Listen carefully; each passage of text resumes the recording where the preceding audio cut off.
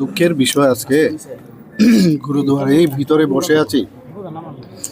তবুও যেহেতু আপনারা প্রশ্ন করেছেন, তো কালকে প্রায় 2-2:30টার সময় আমার হঠাৎ করে শরীর খারাপ হলো এবং শেষ পর্যন্ত উনি দেহত্যাগ করেছেন এবং প্রয়াত হয়েছেন।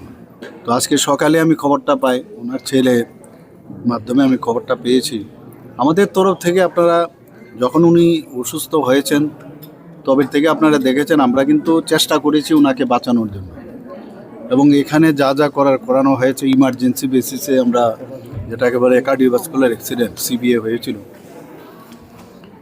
এবং গ্রিন করিডোরও আমরা করেছি। আপনারা জানেন যখন টিএমসিতে ভর্তি হয় সবই করলাম। এখান থেকে আমরা এয়ার অ্যাম্বুলেন্সও পাঠিয়েছি। ওনার ছেলেমেয়েরা যেটা বলছিলেন যে হসপিটালে নিয়ে যাওয়ার সেখানে আমরা পাঠিয়েছি। আমি নিয়মিত খবরও রাখতাম।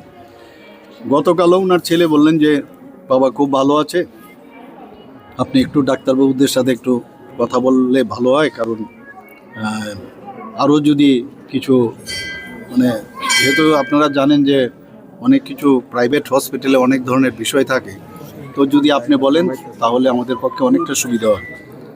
বাস, এরপর তো এই ঘটনা ঘটলো। আমি প্রায়শই ডাক্তারবাবুর সাথে কথা বলতাম, যিনি অপারেশন করেছেন, আগরতলা এসেছিলেন, ওনার সাথে আমার সাথে কথা বলেছেন।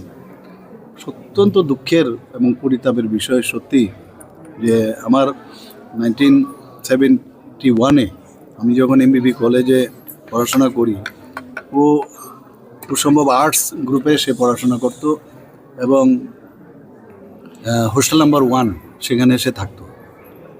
আমরা বলতে গেলে ব্যাচমেটে, আমার থেকে 1 বছরের ছোট হবে, কিন্তু সত্যি একজন প্রিয়জনকে হারালাম, বন্ধুকে হারালাম, এবং ত্রিপুরাবাসীর জন্য এবং বিশেষ করে আমাদের অ্যাসেম্বলির জন্য একটা বড় ক্ষতি হয়ে গেল।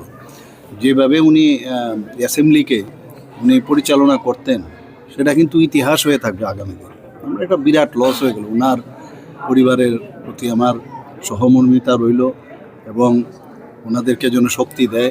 এই যে লস হলো সেটা ওনারা যেন সহ্য করে আগামী দিন চলার পথে যেন কোনো সমস্যা হয়, ভগবানের কাছে সেটাই প্রার্থনা করব এবং ওনার আত্মার সদ্গতি কামনা করি।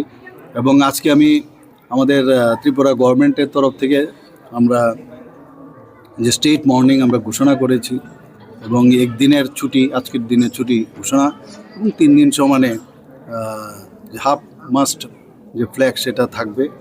এবং আমি যা খবর নিলাম যে আজকে তো আসার সুযোগ নেই, ওনার ডেড বডি কালকে 9টার সময় ডাইরেক্ট ফ্লাইটে